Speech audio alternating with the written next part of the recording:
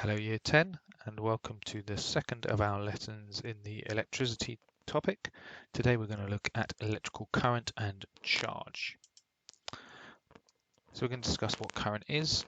We're going to talk about a model for current, how we can give us an idea of a model, how do we measure current, and finally how we calculate it with some practice questions that for you to do as your independent work.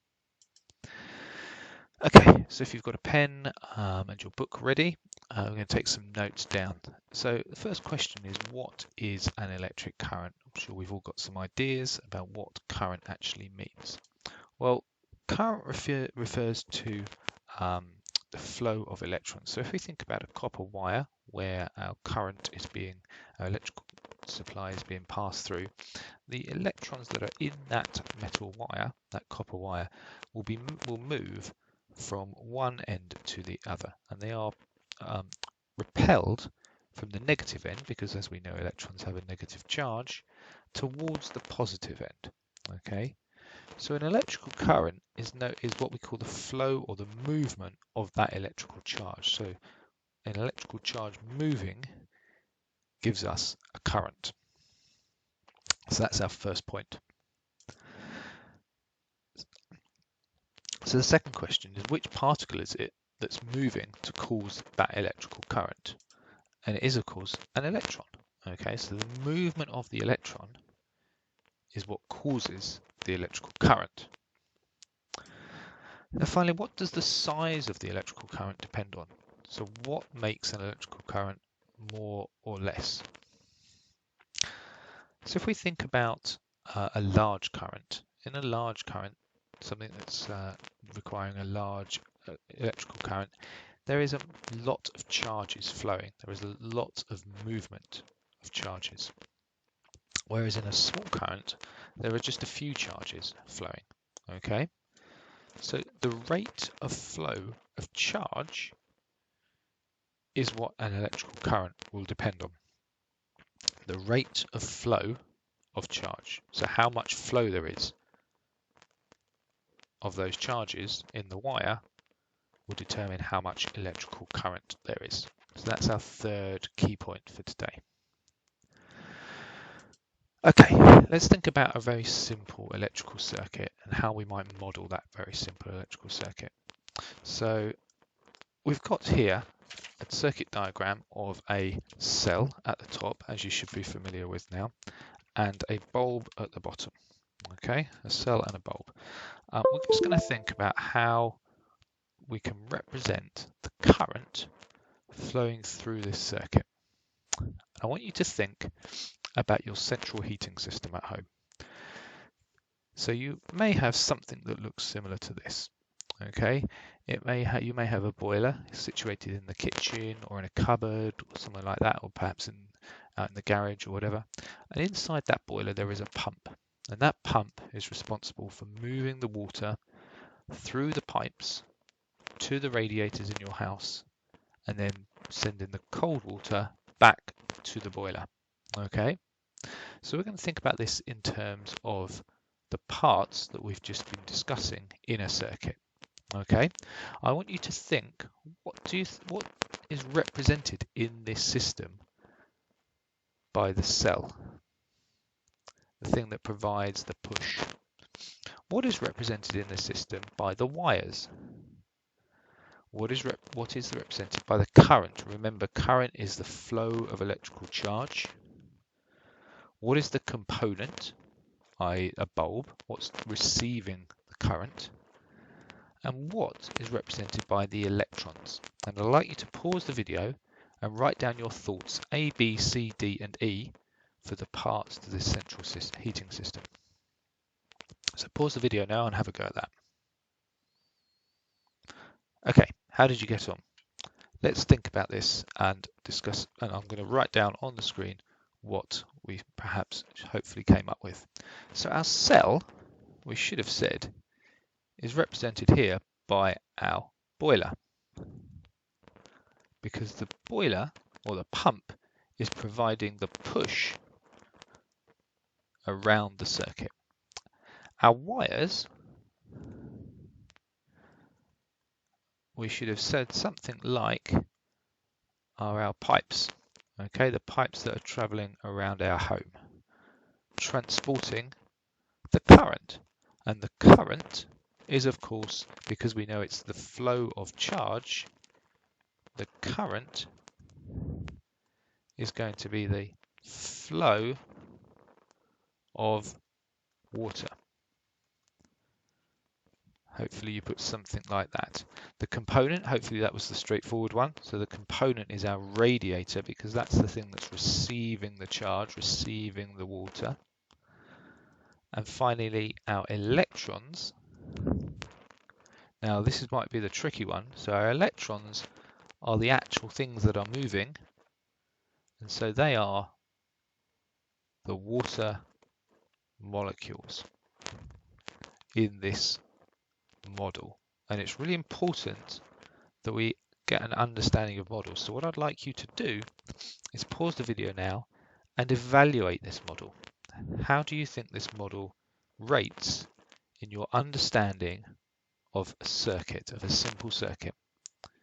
What are the good points? What are the bad points about it? So write a sentence to evaluate it now. Then start the video when you are done. Okay, let's talk about how we measure current. Okay, you'll be familiar now already by the fact we use an ammeter to measure current. Okay, ammeters come in all sorts of different types. So this is the circuit symbol for one. You can see we have an analog and a digital, and then in the top right there we've got what we call a multimeter, which can measure lots of different things, but we can set it to measure current. Now, how do we use an ammeter? Now you should remember already from last lesson that in series and in parallel circuits, an ammeter will sit next to a bulb. Okay, it always is in series in the circuit. So we can see a picture of that here on the left and on the right hand side. The ammeter is in series measuring the current. So what I'd like you to do now in a moment is to pause the video. I'd like you to redraw these circuits, these four circuits, but add an ammeter to measure the current through the lamp. So where would you place an ammeter in each of these circuits? Okay, so pause the video and have a go at that now. Okay, how did you get on? Hopefully your images look something like this, with an ammeter somewhere close by the bulb. Okay. If you haven't got some that look exactly like that, then just check and see what yours look like and correct them. Okay, we need to talk about the relationship between current and charge. How do current and charge relate to each other? What we can say is that the size of the current is determined by the rate of flow of charge. So as we said already earlier on, okay, and that was our third point, how much current there is determined by how much flow of charge there is. So that means that if there's more charge, there are more electrons flowing through a component per second, the current will have a higher value. And it's important to note that this is per second, so this is based on time. Let's look at that in a bit of detail. Here is our equation that links all of this together. So please make a note of this equation in your books. Okay, so charge flow is equivalent to the amount of current flowing and the amount of times the amount of time that current is flowing for. Now we have some weird letters to use here. Charge flow is given by the letter Q in our equation. Current, we might be familiar with already, is by using the letter I, and time is a lowercase t. However, our units of measure here for charge are something called coulombs. I want you to say that out loud. Practice saying the word coulombs. And the unit is a C. Current is given by the word amps or amperes and is an A. And time is in seconds, always in seconds with an S. So this is what we need to convert into to do our our calculations. So if we have anything that's not in coulombs, amps or seconds, we will need to convert into these before we do any calculations. Okay, so what I'm going to do is run through a couple of quick worked examples for you, okay, before you go off and do your practice questions. So we're going to follow this method of VESRAU, values, equations, substitute, rearrange, answer and units. Okay, and I want you to do the same for the first couple of questions that you do.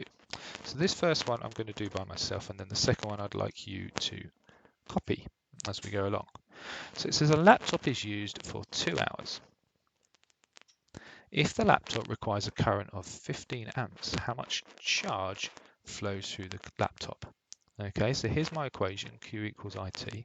First of all, I'm going to identify what I've got. Okay, so here's my time, 2 hours. Here's my current, and here's my charge. So here's my QINT. That's the first thing I'm doing in the equation. And I'm going to write down my values.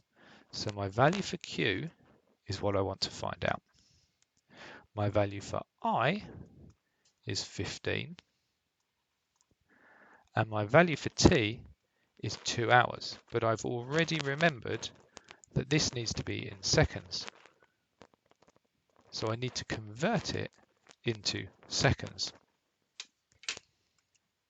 So remember that there are 60 seconds in 1 minute and 60 minutes in 1 hour. So we do 60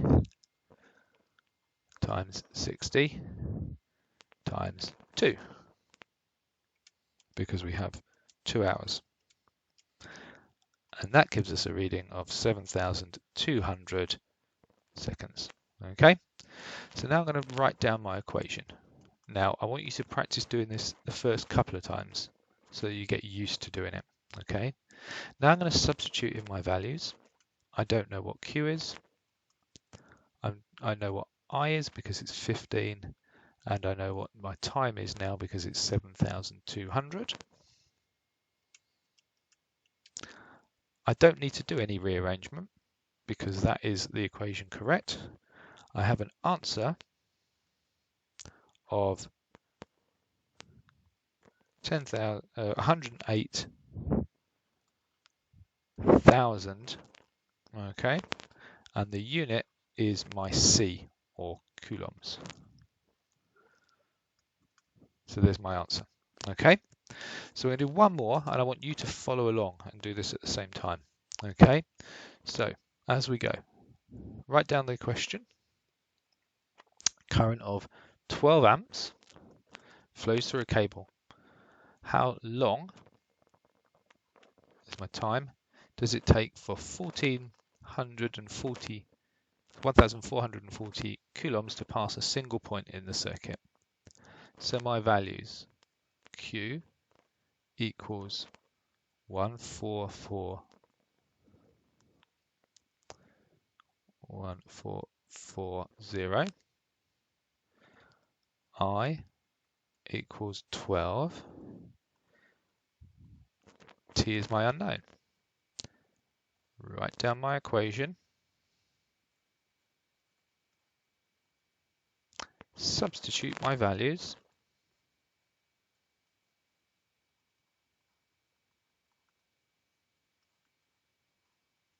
This time I do need to do a rearrangement to get T on its own.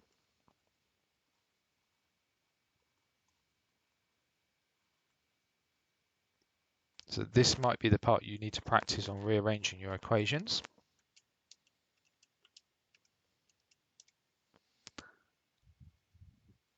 An answer of 120 and a time of seconds, or S. Okay, so pause the video, have a look at that if you need to, and make sure you're clear on it. Okay, so your independence tasks now are back on the Padlet, and there is a question sheet, a worksheet of questions for you to attempt and have a go at, and then upload to your assignment that your teacher has set you on Teams. Okay, good luck with that, guys, and I will see you for the next lesson.